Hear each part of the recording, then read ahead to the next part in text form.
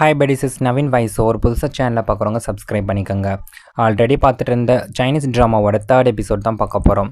Third எபிசோடோட ஸ்டார்டிங்கில் அரச ஜோதிடர் லீ, நீங்கள் ஏங்க வந்தீங்க, உங்களுக்கும் அந்த கேஸ்க்கும் அப்படி என்ன தான் சம்மந்தம் இருக்குது அப்படின்னு சொல்லி கேட்குறாங்க. எனக்கும் அந்த விஷயத்துக்கு எந்தவித லிங்க்கும் இல்லை.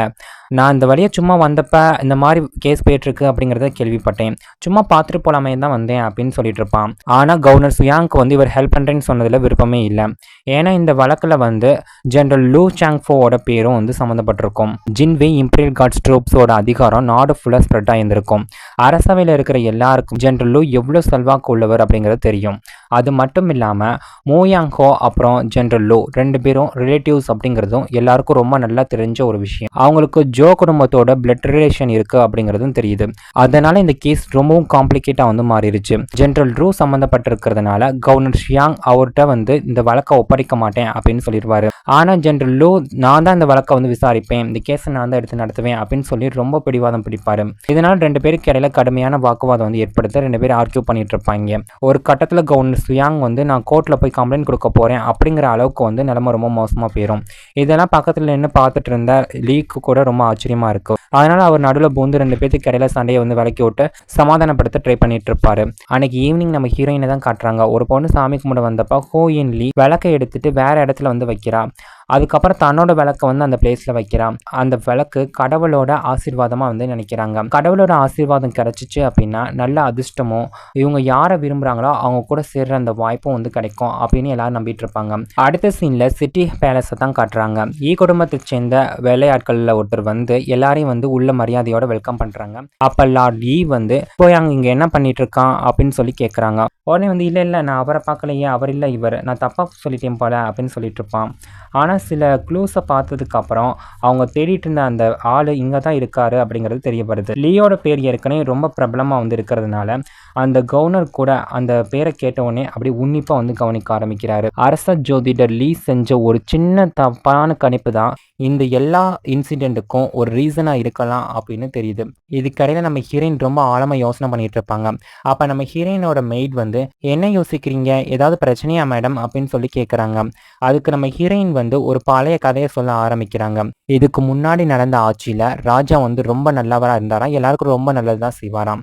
அப்போ ஜோதிட பள்ளியில் இருந்த ஒரு பொண்ணு அவரை வந்து லவ் பண்ணிட்டு இருந்தாங்களாம். ஒரு நாள் அவள் அரண்மனைக்கு போய் ராணி கிட்ட வந்து ஒரு விஷயத்த வந்து சொல்கிறாங்க. ராஜாவுக்கு ரொம்ப பிடிச்ச துணை மனைவி ஒருத்தவங்க மரத்தை தப்பான இடத்துல வந்து நட்டுட்டாங்க அப்படின்னு சொல்லிட்டு. அந்த மரம் ஒன்று சாதாரண மரம் ஒன்றும் கிடையாது. அது ராணி போன்ற உயர் பதவியில் இருக்கவங்களால மட்டும்தான் நடப்படக்கூடிய ஒரு மரமாக இருந்துச்சு. இல்லைன்னா தீய விளைவுகள் தான் ஏற்படும் அப்படிங்கிற மாதிரி நம்பிட்டு இருந்தாங்க. இந்த அபசகுணமான நியூஸை கேட்ட மகாராணி உடனே அந்த மரத்தை பிடுங்கி எறிங்க அப்படின்னு ஆர்டர் போட்டுறாங்க. அதுக்கப்புறம் அந்த துணை மனைவியோட பேலஸ்ல இருந்த எல்லா விலை மதிப்பு உள்ள பொருட்கள் எல்லாத்தையுமே வந்து அங்கிருந்து ரிமூவ் பண்ணிட்டாங்க. அவளுக்கு எந்தவித சிறப்பு சலுகையும் வந்து கொடுக்கவே இல்லை. மற்றவங்க எல்லாம் அவளோட ஃபீலிங்ஸை வந்து மதிச்சு அவளுக்கு கொஞ்சம் கண்ணை காட்ட ஆரம்பிச்சாங்க. ஒரு காலத்துல சாதாரணமா இருந்த அந்த பொண்ணை இந்த அளவுக்கு உயர்ந்த நிலைக்கு வருவான்னு யாருமே நினைக்கவே இல்லை. இப்ப இவங்க பேசிட்டு இருக்கிறது இப்ப ராஜாவா இருக்காரு பார்த்தீங்களா, அவரை பத்தி தான். அப்ப ஹீரோயினோட பிளான் என்ன அப்படிங்கிறது கொஞ்சம் கொஞ்சமா வெளில வர ஆரம்பிக்குது. ஏன்னா லீச்சங் தன்னோட பேரை என்னதான் லீச்சங் தன்னோட பேரை மாத்தி வச்சிருந்தாலும் அவன் பண்ண அந்த பழைய விஷயங்கள் எதுவுமே மறைக்க முடியாது. ஹீரோயின் அதை யூஸ் பண்ணி தன்னோட பேரை வந்து பவர்ஃபுல்லா மாத்திக்கணும் அப்படிங்கிற வழியை வந்து கண்டுபிடிக்கிறான். அப்ப ஒரு பழைய க்ளூ மறுபடியும் கிடைக்குது. ஹோயின் கோவில்ல இருந்த லீச்சங்கோட பழைய விளக்கு மறுபடியும் கண்ணில் படுது. அந்த விளக்கை ஏற்றி வச்சு சாமி கும்பிட்டதும் அவன் தான். அப்படி கண்டினியூவா விசாரணை நடந்துட்டு இருக்கப்ப மறைச்சு வைக்கப்பட்டிருந்த ஒரு ரகசியம் வெளில வருது. அந்த ஒரு சான்ஸை யூஸ் பண்ணி சில பேர் தங்களோட திட்டத்தை வந்து செயல்படுத்த ட்ரை பண்ணிட்டு இருப்பாங்க. இது எல்லாமே பிரின்ஸ் டின்க்கு வந்து ஹெல்ப் பண்றதுக்காக ஹீலோஹாங் போட்ட ஒரு மூவ் தான் அப்படின்னு தெரிய வருது. அதுக்கப்புறம் கவர்னர் ஷியா ராஜாவை போய் மீட் பண்றாரு. யான்ஃபேங் வந்து இறந்துட்டான் அப்படிங்கிற இன்ஃபர்மேஷனை அரசவையில சொல்றாரு. அதே நேரத்தில் ஹூஷி பகுதியில் ஆர்மி கவர்னர் ஒரு பெரிய கிரைம் கேஸ் வந்து இன்ட்ராகேட் பண்ணிட்டு இருக்காரு அப்படிங்கிறது தெரிய வருது. அந்த கேஸ் ஜெனரல் லூ சாங்ஃபோட பேர் லிங்கான சட்டவிரோதமாக அந்த வெப்பன்ஸை வந்து கடத்துறது பற்றினது அப்படின்னு சொல்கிறாங்க. அது மட்டும் இல்லாமல் அந்த மூயே அப்படிங்கிறவோட பாடியும் அப்புறம் அந்த கேஸோட டாக்குமெண்ட்ஸையும் வந்து கைப்பற்ற முயற்சி பண்ணியிருக்காங்க அப்படிங்கிற குற்றச்சாட்டும் அங்கே வைக்கிறாங்க. இதை கேட்ட எல்லாரும் ரொம்ப அதிர்ச்சி அடைகிறாங்க. ஏன்னா இதுவும் ரொம்ப பெரிய தப்பு. சில பேர் தலைமை நீதிபதி மூயாங்கும் இந்த விஷயத்தில் வந்து சம்மந்தப்பட்டிருக்கலாம் அப்படின்னு சந்தேகப்படுறாங்க. இந்த நியூஸ் 4 பெரிய குடும்பத்தோட காதுக்கும் வந்து போகுது. நான் இப்போதைக்கு இந்த விஷயத்த வந்து கவனத்தில் எடுத்துக்கிறேன் அப்படின்னு ஒருத்தர் சொல்லிட்டு இருப்பாரு. சாப்பாடு நேரத்தில் கூட நம்ம கவர்னர் ஷியாங் வந்து இன்னமும் வேலை பார்த்துட்டு இருப்பாரு. புது டாக்குமெண்ட்ஸ் எல்லாத்தையும் கொண்டு போய் சப்மிட் பண்ணணும் அப்படிங்கிறதுக்காக அவர் உடனே அங்கேருந்து கிளம்பி போயிடுறாரு. அந்த நேரத்தில் இந்த ஃபேமிலிட்ட கொடுத்திருந்த அரச முத்திரை பற்றின பேச்சும் வருது. திடீர்னு குடும்பத்தை சேர்ந்த பட்லர் வந்து காணாம போயிடுறாரு. அவரை தேட கவர்னர் ஷியானோட உதவி வந்து கேட்கிறாங்க. ரொம்ப நேரமா தேடினதுக்கு அப்புறம் குடும்பத்தோட பேலஸோட குளத்துக்கு நடுவுல ஒரு முக்கியமான பொருளை வந்து கண்டுபிடிச்சிடுறாங்க. அத அந்த ஃபேமிலி மெம்பர்ஸ்ட வந்து ஹேண்ட் ஓவர் பண்ணிடுறாங்க. அவங்க அதுக்கு தேங்க்ஸ் சொல்ற விதமா அந்த ஃபேமிலி ஒரு பெரிய பரிசு பெட்டியை வந்து கிஃப்டா வந்து கொடுக்குறாங்க. ஆனா அப்ப அன்எக்ஸ்பெக்டடா பட்லர் வந்து மறுபடியும் திரும்பி அங்க வந்துடுறாரு. அவருக்கு லூயி பத்தி நல்லா தெரிஞ்சிருக்கு. ஏன்னா லூயியோட பழைய பேரையும் வந்து அவர் சொல்லிட்டு இருப்பாரு. அதுதான் முன்னாடியே சொன்ன அந்த லீ போயாங்கிற பேர். அது கேட்ட எல்லாருக்கும் அந்த பழைய இன்சிடென்ட் தான் ஞாபகத்துக்கு வருது. லீ குடும்பம் ஒரு காலத்துல தங்களோட சொந்த இடத்தை இழந்த குடும்பம் அப்படிங்கிறது எல்லாருக்கும் ஞாபகத்துக்கு வருது. உடனே கவர்மெண்ட்ல இருந்து வந்த அபிஷியல்ஸ் எல்லாமே சர்ச் பண்ணி அப்புறம் அரெஸ்ட் பண்ற அந்த நடவடிக்கையில வந்து இறங்குறாங்க. லீ செங் தொடர்பான விஷயம் மறுபடியும் வெளில வர ஆரம்பிக்குது. அதுக்குள்ள இந்த கிரைம் டிபார்ட்மெண்ட்டோட ஹெட் வந்து சிக்கல்ல மாட்டிக்கிறாரு. மோயாங் கூட உடனடியாக இந்த நடவடிக்கையில் வந்து இறங்குறான். ராஜாவோட உத்தரவு பேரில் வந்து இங்கே கூப்பிட்டுருப்பாங்க. அவர் சந்தித்த அவசர மீட்டிங் என்ன அப்படின்னா ஒரு பெரிய கேஸ் வந்து இன்ட்ராகேட் பண்ணுறதை பற்றி தான். அதை பற்றி தான் அவங்க வந்து பேசிகிட்டு இருப்பாங்க. கவர்னர் சியாங் ஒரு பிஸ்னஸ் கேஸ் பற்றி கம்ப்ளைண்ட் பண்ணியிருப்பாரு. அதே சமயம் சட்டவிரோதமாக இந்த வெப்பன்ஸ் எல்லாத்தையும் வந்து கடத்துகிற அந்த வழக்கில் கிரிமினல் இன்வெஸ்டிகேஷன் டிபார்ட்மெண்ட்டோட ஹெட்டோட பேரும் வந்து அடிப்படுது. அவர் சம்மந்தப்பட்டதா குற்றச்சாட்டு இருந்தாலும் எல்லாத்தையும் வந்து அப்படி மறைச்சிடுறாங்க. இனி இந்த கேஸில் வந்து தலையிடாத அப்படின்னு நிறைய பேர் வார்ன் பண்ணுறாங்க. ஆனால் உண்மையிலே சீஃப் மூயாங் கூட ரகசியமாக இந்த விவகாரத்தில் வந்து இறங்கியிருக்கான். பல சந்தேகங்கள் வந்து தொடர்ந்து வந்துக்கிட்டே இருக்குது. லீச்சங் பற்றின விஷயமும் வந்து ராஜாவுக்கு வந்து ஏற்றதா இல்லை. அதனால் சம்மந்தப்பட்டவங்க எல்லாத்தையும் உடனடியாக ரிமூவ் பண்ணணும் அப்படின்னு ஆர்டர் போட்டுட்ருப்பாங்க. லோ லெவல் அஃபிஷியல்ஸை கூட கூப்பிடக்கூடாது அப்படின்னு ஆர்டர் போடுறாங்க. அதுக்கப்புறம் அந்த கேங் வந்து வேகமாக செயல்பட்டு அந்த நிலைமையை கட்டுப்படுத்த ட்ரை பண்ணுறாங்க. அது ரொம்பவே கொடூரமான ஒரு சம்பவமாக இருந்துச்சு. ஸோ செஞ்ச பாவம் திரும்ப வந்து தண்டனை கொடுத்தது மாதிரி இருந்துச்சு. அந்த மரத்தை அங்கேருந்து பிடுங்கினதுக்கப்புறம் அதை மண்ணில் புதைச்சி வச்சு உரமாக வந்து யூஸ் பண்ணிட்டு இருந்தாங்க. ஒவ்வொரு மரத்தையும் தனித்தனியாக வந்து கவனிங்க அப்படின்னு ஆர்டர் போட்டிருந்தாங்க. அந்த தண்டனை நிறைவேற்றப்பட்டப்ப அரச குடும்பத்தோடு வந்த ராயல் அஃபிஷியல்ஸ் எல்லாரும் விக்டமாக வந்து இருந்தாங்க. இந்த ஒரு இன்சிடென்ட்டை நினச்சிக்கிட்டு இருந்த நம்ம ஹீரோயின் ரூமை விட்டு வெளில வராங்க. அப்போ எதிர்பாராத விதமாக கருப்பு கலர் ட்ரெஸ் போட்டுட்டு இருந்த ஒருத்தர் வந்து பார்க்குறாங்க. அவர் ரகசியமாக சோறு மேலே ஏறி சுற்றிட்டு இருந்திருக்கான். திடீர்னு நம்ம ஹீரோயின் பார்த்ததும் பயந்து போய் சோத்துலேருந்து கீழே குளிந்துடுறான். ஆனால் உடனே தப்பிச்சு ஓட ட்ரை பண்ணுறான். நம்ம ஹீரோயின் அவன் வந்து ஃபாலோ பண்ண ட்ரை பண்ணாலும் அவன் ரொம்ப வேகமாக ஓடினால அவங்களால ஃபாலோ பண்ண முடியல. அந்த மர்மமான மனுஷன் ஒரே தவளை குளத்துக்குள்ளே குதிச்சு அங்கேருந்து மறைஞ்சிடறான். அவை வேற யாருமே இல்லை, ஃபேங்ஷியோ தான். அவன் அந்த அமைப்போட ஹெட்டாக வந்து இருந்தான். ஃபேங்ஷியோ வந்து சொல்கிறான், நான் ஹீரோக்காக ஒரு முக்கியமான செய்தியை வந்து கொண்டு வந்திருக்கேன் அப்படின்னு. ரொம்ப நாளாக இந்த இன்ஃபர்மேஷனை வந்து அவன்கிட்ட சொல்கிறதுக்காக வெயிட் பண்ணிட்டு இருந்திருக்கான். அவன் கொண்டு வந்த அந்த நியூஸ் வந்து நாட்டுக்குள்ளே அமைதியாக உருவாகிட்டு இருக்க அரசியல் குழப்பத்தை பற்றினது தான். அதோட லீச்சங் அதிகாரத்திலிருந்து வீழ்த்தப்பட்டு அவன் செத்துட்டான் அப்படிங்கிற ஒரு செய்தியும் வந்து தெரிய வருது. இந்த நியூஸ் சொன்னதுக்கு அப்புறம் ஃபேங்ஷியோவும் ஹீரோவும் ரொம்ப நெருக்கமாக பேசிட்டு இருப்பாங்க. அவனை அனுப்பி வச்சதுக்கு அப்புறம் நம்ம ஹீரோ ஒரு குறிப்பிட்ட விஷயத்தை பற்றி ரொம்ப ஆழமாக யோசனை பண்ணிட்டு இருப்பான். ஃபேங்ஷியோ சொன்ன இந்த தகவல் அவனுக்கு ரொம்ப சந்தேகத்தை வந்து ஏற்படுத்துது. லீச்சனோட பேரை வெளில லீக் பண்ணி விட்டது யார் அப்படிங்கிற ஒரு கேள்வி வந்து அவனை ரொம்ப யோசிக்க வைக்குது. முன்னாடி லீச்சங்கோட உடல் எடை அதிகரித்து அவன் குண்டாகிட்டதான் வந்து பேசிட்டு இருந்தாங்க.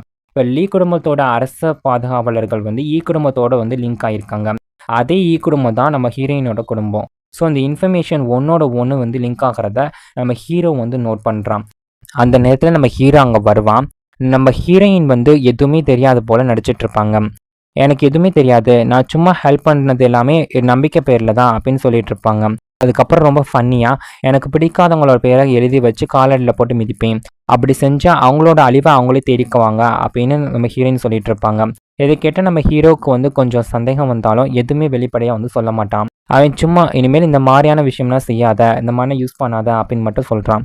நம்ம ஹீரோயின் செய்கிறது எல்லாமே மூட நம்பிக்கை போல் இருக்கிறத தெரிஞ்சாலும் நடக்கிற சம்பவத்தெல்லாம் பார்க்கும்போது அது உண்மையாக இருக்குமோ அப்படிங்கிற மாதிரி தெரியுது. இன்னொரு பக்கம் தலைமை நீதிபதி மூயாங் தன்னோட தெற்கு பகுதிக்கு தன்னோட சப்போர்ட்டர்ஸ் எல்லாத்தையும் வர சொல்கிறான். அவனை சப்போர்ட் பண்ணக்கூடிய அந்த கேங்கோட சக்தி வந்து நாளுக்கு நாள் அப்படி இன்க்ரீஸ் ஆகிட்டே போகுது. சமீப காலமாக அரசவையில் ரொம்பவும் பரபரப்பாக வந்து இருந்துகிட்ருக்கு. அதனால் அவன் தன்னோட ஃப்ரெண்ட்ஸ் எல்லாத்தையும் கூப்பிட்டு கவனமாக இருங்க, நிலைமை இன்னும் சரியா இல்லை அப்படின்னு வார்ன் பண்ணுறான். இவ்வளோ குழப்பமான ஒரு சுச்சுவேஷனில் யார் போய் துரோகம் பண்ணுறதுக்கு வந்து துணிச்சலோடு இருக்க போகிறா அப்படின்னு சில பேர் பேசிகிட்டு இருப்பாங்க. என்ன நடந்துச்சு அப்படிங்கிறது யாருக்குமே புரியவே இல்லை. எல்லாமே திடீர்னு வந்து நடந்து முடிஞ்சிருச்சு. அதனால உண்மை என்னான்னு யாராலையும் கண்டுபிடிக்க முடியவே இல்ல. கடைசியில கொஞ்சம் பேர ரிலீஸ் பண்ணிட்டு, முக்கியமான ஜெனரல்ஸ மட்டும் விசாரணைக்கு வந்து கூப்பிடுறதா டிசைட் பண்றாங்க. இதுக்கிடையில நம்ம ஹீரோ வந்து ஹீரோயின அதிகமா கவனிக்க ஆரம்பிக்கிறான். அவளோட அமைதியான அந்த பிஹேவியர், அப்புறம் புத்திசாலித்தனம் அவன ரொம்ப வந்து அட்ராக்ட் பண்ணுது. பேலஸ்குள்ள மட்டுமே நம்ம ஹீரோயின் என்னதான் இருந்தாலும், நம்ம ஹீரோயின் ரொம்பவே புத்திசாலியா தான் இருக்காங்க அப்படிங்கிறத அவன் ஃபீல் பண்றான். அதனால நம்ம ஹீரோயின பத்தின ஆர்வம் ஹீரோவுக்கு வந்து நாளுக்கு நாள் ரொம்ப அதிகமாயிட்டே இருக்கு. இன்னைக்கே போய் லீ சாங்கோட விஷயத்த வந்து முடிச்சு விட்டுறலாம் அப்படின்னு நிறைய பேர் பேசிட்டு இருந்திருப்பாங்க. அந்த நேரத்துல நம்ம ஹீரோவை பத்தி ரொம்ப ஆர்வமா இருந்த ஒருத்தர் வந்து மறைஞ்சிருந்து நம்ம ஹீரோவை வந்து கவனிச்சுட்டே இருப்பாங்க. அவங்க உள்ள வந்தப்ப நம்ம ஹீரோவை நேர்ல பார்க்குற ஒரு சான்ஸ் வந்து கிடைக்குது. இன்னொரு பக்கம் நம்ம ஹீரோயின் தன்னோட பழைய ஸ்கூல் டீச்சருக்கு வந்து ஒரு லெட்டர் எழுதிட்டு இருப்பாங்க. அந்த லெட்டர்ல என்னோட தாத்தாவுக்கும் என்னோட டீச்சர் அப்புறம் மலையில இருக்க என்னோட பிரதர் அண்ட் சிஸ்டருக்கு வந்து ஹலோ அப்படின்னு சொல்லி எழுதிட்டு இருப்பாங்க. அவங்களுக்கு இன்னும் தான் மலையில வாழ்ந்த அந்த வாழ்க்கை இன்னும் ஞாபகத்துல இருக்கு போல. அதே சமயம் நம்ம ஹீரோயின் வந்து சூடா வந்து கஞ்சி செஞ்சு கொண்டு வருவாங்க. அது ஒன்றும் சாதாரண கஞ்சி ஒன்றும் இல்லை. நம்ம ஹீரோயின் அவங்க மலைப்பகுதியான மவுண்ட் லீசன்ல முறைப்படி அந்த கஞ்சி வந்து ஹீரோக்காக வந்து செஞ்சு அனுப்பி வச்சிருப்பாங்க. இதை பார்த்த ஒருத்தர் வந்து சிரிச்சுக்கிட்டே, எங்களை ரொம்ப மிஸ் பண்ணுறீங்களா இல்லை நீங்கள் வீட்டுக்கு திரும்ப போகணும்னு உங்களுக்கு தோணுதா அப்படின்னு சொல்லி கேட்குறான். அதுக்கு நம்ம ஹீரோயின் உடனே, நான் இப்போ மலைக்கு திரும்ப போக விருப்பமே இல்லை, நான் இங்கேயே இளவரசரோட பேலஸில் இருக்க தான் விரும்புகிறேன். அது மட்டும் இல்லாமல் நான் அவளை நல்லா கவனிச்சுக்கிட்டு என்னோட லைஃப் அப்படியே கன்டினியூ பண்ணலான்ட்டு இருக்கேன் அப்படின்னு சொல்லுவாங்க. அப்போ நம்ம ஹீரோயின் ஒரு சின்ன சிலந்தி ஹீரோவோட ட்ரெஸ்க்குள்ளே ஊந்து போகிறத வந்து நோட் பண்ணுறாங்க. உடனே அதை அவங்க கையில் வந்து எடுத்து, இந்த வகை சிலந்தி வந்து ரொம்ப ரேரானது.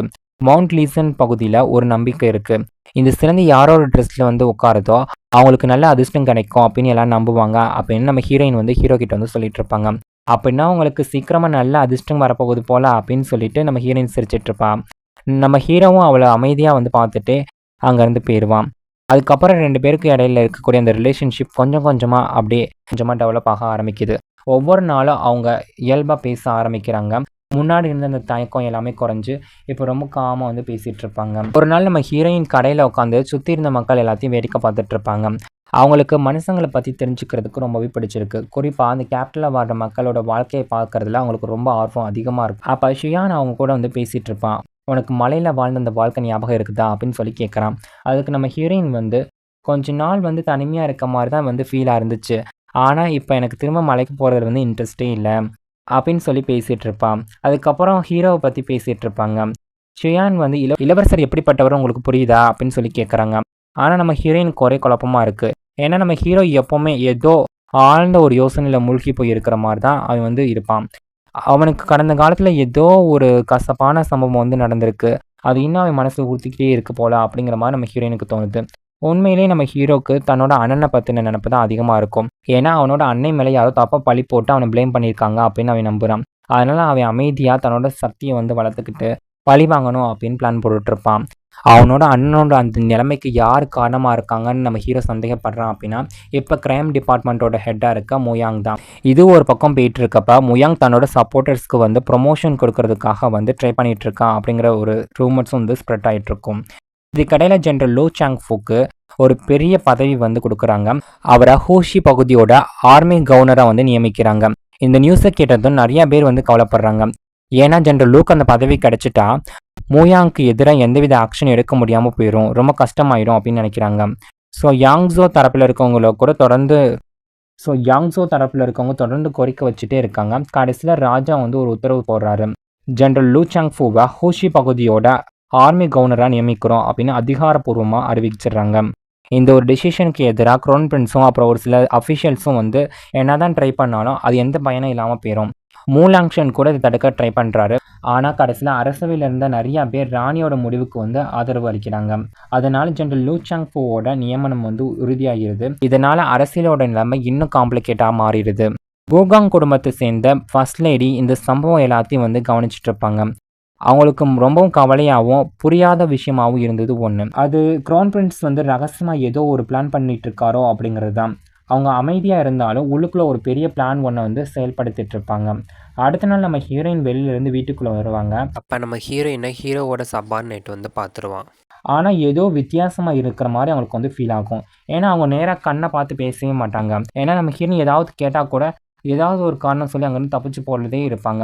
எனக்கு உடம்பு சரியில்லை, நான் அங்கேருந்து கிளம்புறேன் அப்படின்னு வேகமாக அங்கேருந்து போயிடுவாங்க. இதெல்லாம் பார்த்து நம்ம ஹீரோயினுக்கு வந்து ஏதோ டவுட் வருது, இந்த வீட்டில் ஏதோ ஒன்று சரியில்லை போல அப்படின்னு அவங்களுக்கு தோணுது. சுற்றி இருக்க எல்லாரையும் வந்து வழக்கத்துக்கு மாற நடந்துட்டு இருக்கிறத வந்து அவங்க கவனிக்கிறாங்க. இன்னொரு பக்கம் நம்ம ஹீரோ ஃபுல்லாக யோசனையிலேயும் மூழ்கி போய் கிடப்பான். ஸ்டடி ரூமில் உட்காந்துருக்கும் போது அவனோட மனசில் ஒரே ஒரு விஷயம் தான் இருக்குது. அவனோட அண்ணனுக்கு நடந்த அந்த அநீதிக்கான நியாயத்தை வாங்கி கொடுக்கணும், உண்மையை வெளில கொண்டு வரணும் அப்படின்ட்டான். சாப்பிட போகிற நேரத்தில் நம்ம ஹீரோயின் வந்து கவனமாக எல்லாத்தையும் வந்து பார்த்துட்ருப்பாங்க. சில பேர் அவகிட்ட ஏதோ மறைக்கிறாங்களோ அப்படிங்கிற மாதிரி அவளுக்கு தோணுது. சாப்பாடும் தனியும் குறிப்பிட்ட ஒரு ஆள் மூலமாக வந்து ஹீரோவுக்கு வந்து அனுப்புவாங்க. அந்த ஆர்டர் நேராக நம்ம ஹீரோவோட நம்பிக்கைக்குரிய ஒரு அசிஸ்டண்ட்டுக்கு தான் வருது. நம்ம ஹீரோயின் யாரும் தொந்தரவு பண்ணக்கூடாது அப்படிங்கிறதுக்காக எல்லாருமே ரொம்ப கவனமாக நடந்துக்குவாங்க. அதனால் அவளும் அமைதியாக தன்னோட வேலையில் வந்து கவனம் செலுத்திட்டு இருப்பான்.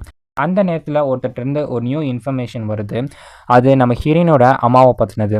இந்த நியூஸ் நம்ம ஹீரோயினோட கவனத்தை ஃபுல்லாக அட்ராக்ட் பண்ணுது. இதுக்கிடையில் லூ சாங் ஃபூவோட ட்ரூப்ஸ் தங்களோட புது பொறுப்பை ஏற்கிறதுக்காக புறப்பட்டு இருப்பாங்க. இந்த விஷயம் க்ரௌன் பிரின்ஸ்க்கு வந்து சுத்தமாக பிடிக்கவே இல்லை. ஆனால் அவரால் எதுவுமே செய்ய முடியாது. ஏன்னா மூயாங் ஹோ அப்புறம் அவனோட சப்போர்ட்டர்ஸ் எல்லாருமே அதிகாரத்தை வந்து தங்களோட கட்டுப்பாட்டில் வந்து வச்சுருக்காங்க. இதுக்கப்புறம் 8 வருஷத்துக்கு முன்னாடி நடந்த ஒரு இன்சிடெண்ட்டை வந்து சொல்கிறாங்க. முன்னாள் அரசர் இறக்கிறதுக்கு ஒரு வருஷத்துக்கு முன்னாடி பட்டத்து இளவரசர் வந்து இறந்து போயிருப்பார். அந்த ஒரு காலத்தில் இப்போ ராணியாக இருக்கிறவங்க தான் மகாராணியாக வந்து இருந்திருப்பாங்க. அவங்க எதிர்காலத்தில் யார் அரியணை ஏறணும் அப்படிங்கிறத பற்றி பிளான் போட்டுட்டு இருப்பாங்க. அரண்மனையில் இருந்த நிறைய பெரிய குடும்பத்தை சேர்ந்த பொண்ணுங்க எல்லாரும் அரசியல் விஷயத்தில் தலையிட ஆரம்பித்தாங்க. அதே சமயம் லீஷா அகாடமியும் ரொம்ப ஃபேமஸான எஜுகேஷனல் இன்ஸ்டியூட்டாக இருந்துச்சு. அதோட உரிமையாளர் வேறு யாருமே இல்லை, நம்ம ஹீரோயினோட தாத்தா தான். ஆனால் அரசவையில் இருந்த சில பேருக்கு அந்த இன்ஸ்டியூட்டை வந்து பிடிக்கவே இல்லை. அதனால் அதை எப்படியாவது க்ளோஸ் பண்ணணும் அப்படின்னு டிசைட் பண்ணாங்க. நிறைய அமைச்சர்களும் அதுக்கு வந்து சப்போர்ட் பண்ணாங்க. இந்த ஒரு இன்சிடெண்ட்டுக்கு அப்புறம் ராணியோட அதிகாரம் மெதுவாக குறைய ஆரம்பிச்சிச்சு. தனக்கு பிடிச்ச எதுவுமே அவங்களால செயல்படுத்த முடியாத ஒரு நிலை வந்து ஏற்பட்டுச்சு. இதனால் அவங்க ரொம்பவும் கோவப்பட்டு அப்பா ஜெனரல் லூவோட உதவி வந்து கேட்குறாங்க. அப்போ லீஷா அகாடமியோட பல டாக்குமெண்ட்ஸு அப்புறம் எக்ஸ்பெரிமெண்ட்ஸு எல்லாமே அந்த காலத்துலேயே காணாமல் போயிருக்கும். சில டாக்குமெண்ட்ஸ் எல்லாம் அழிஞ்சு போயிருக்கும். அதில் ஒரு சில முக்கியமான டாக்குமெண்ட்ஸ்லாம் வந்து மறைச்சி வச்சுருப்பாங்க. இதனால் பல பிரச்சனை வந்து உருவாக ஒரு சான்ஸ் வந்து கிடைக்கிது. அதனால் லீ செக்ட் அரசவையிலேருந்து தங்களை வந்து விலக்கிக்கணும் அப்படிங்கிற மாதிரி சொல்லிட்டு அவங்க அரசவையிலேருந்து விலகிடுவாங்க. அரசியல் விஷயங்கள் எதுலையுமே தலையிடாமல் இருக்க டிசைட் பண்ணுவாங்க. நம்ம ஹீரோயின் படித்த அந்த லெட்டரில் இது போல் நிறைய தகவல் வந்து அதில் இருக்கும். அந்த லெட்டரை எழுதினவங்க நான் வே ஷுவாங்கை வந்து மீட் பண்ணணும், ஆனால் அவர் என்னோட பேச மாட்டேன்னு சொல்லிட்டாரு அப்படின்னு குறிப்பிட்டிருப்பாங்க. அதை படித்த உடனே நம்ம ஹீரோயின் அந்த லெட்டரை உடனே எரிச்சிடுறாங்க. அவளோட கண்ணில் ஒரு கான்ஃபிடென்ஸும் ஒரு சீக்ரெட்டும் வந்து தெரியுது. அவள் இன்னும் வெளியில் சொல்லாத ஒரு பெரிய இன்டென்ஷன் வந்து இருக்குது அப்படிங்கிற மாதிரி தான் இருக்கும். இந்த இடத்துல தான் இந்த ஸ்டோரியோட சுவாரஸ்யமே இருக்குது. ஒவ்வொரு தடயத்தையும் வந்து சேர்த்தா தான் உண்மை வந்து புரிய வருது. நம்ம ஹீரோயின் பயன்படுத்துகிற அந்த ஸ்ட்ராட்டஜி ஒன்றும் சாதாரணமானது ஒன்றும் இல்லை. அவள் எப்போவுமே மற்றவங்க யோசிக்காத விதத்தில் தான் வந்து பிளான் பண்ணிகிட்ருப்பா.